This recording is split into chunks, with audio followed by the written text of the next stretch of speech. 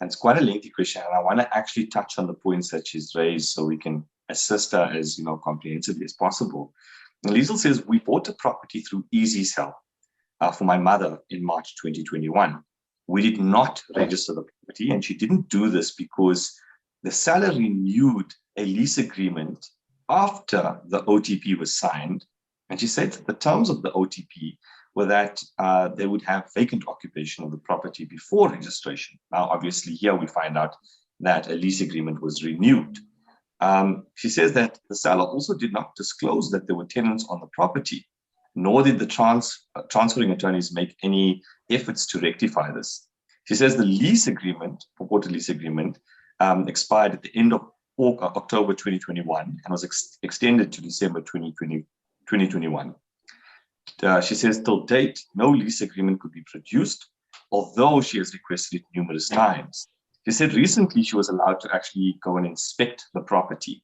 And when she did so, she discovered that the property was in a terrible state, and that there were a whole host of issues. And she believes that it was deliberately damaged, and that they had stated that this damages could be in excess of 80,000 rand. She's also incurred a lot of expenses with regard to accommodation and so forth, because of the delays that have now occurred due to this renewal of this purported lease agreement. She states that, look, in terms of COC, in terms of certificates of compliance, these are all now invalid because of the fact that the property has been vandalized, and that there's a lot of damage to the property. What she wants to know is, she says, can we as buyers not agree to register the property until the above issues have been resolved? She also notes that we have bought the property cash and all transfer fees have been paid. She will appreciate our advice on this one. Oh, this is a nice one. We're going to have to break him up now. Bruno, you must, can I start and then you pick up the pieces that I leave out? Sounds good.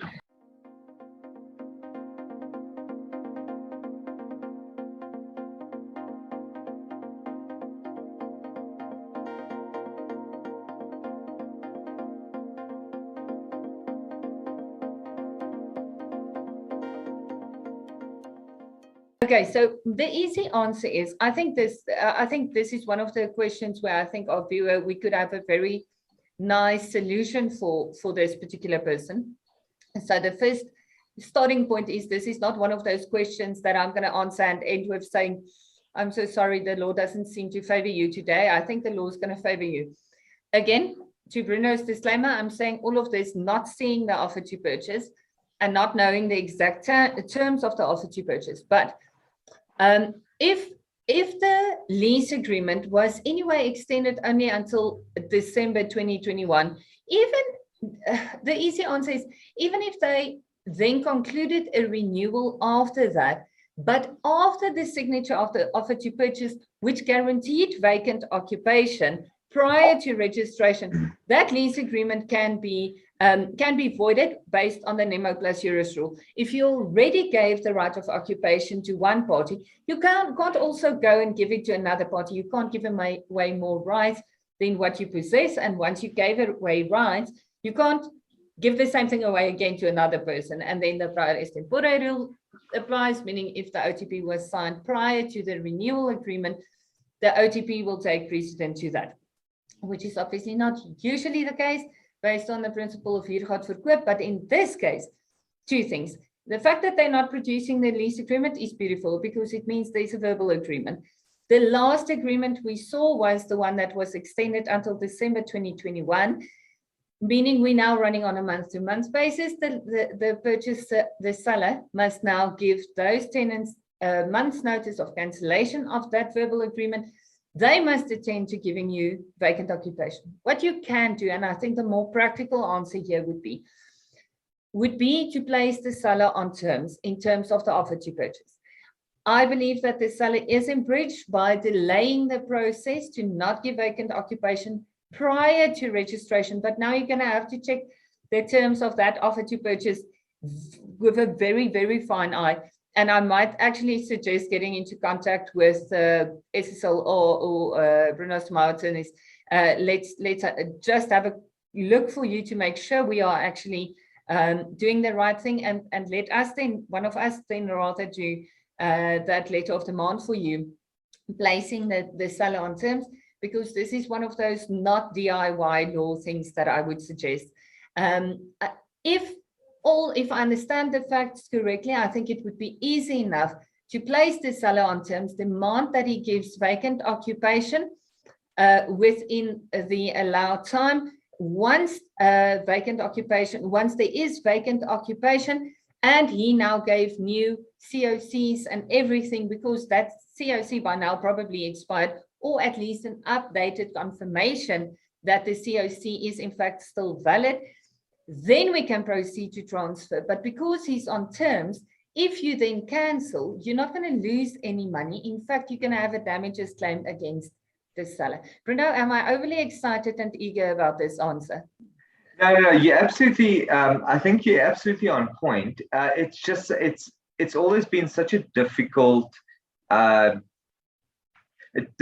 position or dichotomy when it comes to occupation being given, say, on date of registration. So if the property must be vacant before registration. So my reading of that is paraphrased, right?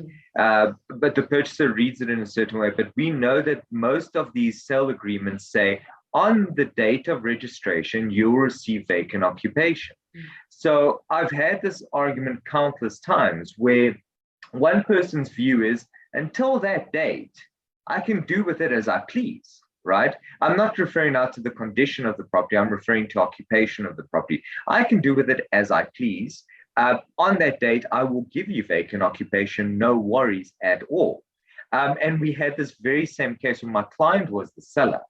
And my client started acting malafide because everyone knew that there was no way we were going to get these tenants out by that date.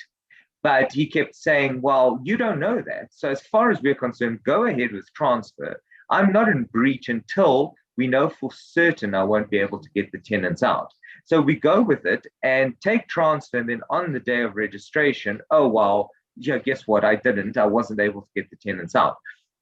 But now the flip side of this, and I've heard the argument differently as well, and this is where it starts coming to like repudiation of agreements and that sort of thing.